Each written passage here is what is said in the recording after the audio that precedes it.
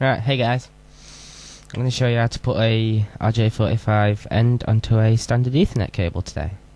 So, things you're going to need. You're going to need some Ethernet cable.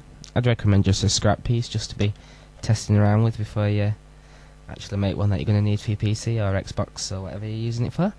Right, so your network cable, you're going to need some wire cutters, some wire strippers, and your RJ45 crimpers, and of course your RJ45 end.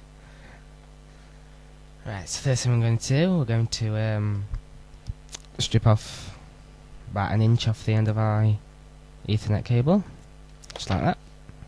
Untwist all the twisted pairs, there's 4 of them.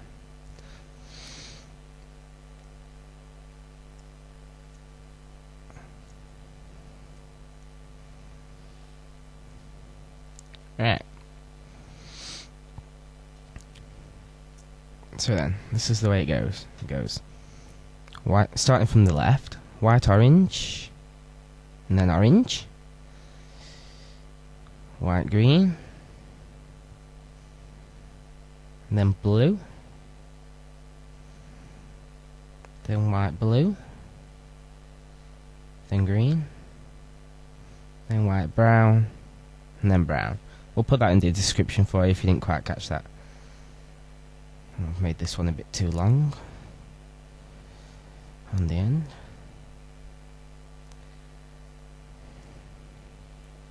Right, so just straighten those out. Right, so you want about half an inch on the end. So snip off any excess wires there. And grab them, straighten them out.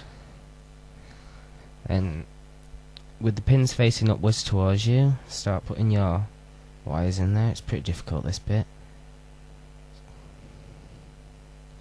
Push them as far as they'll go.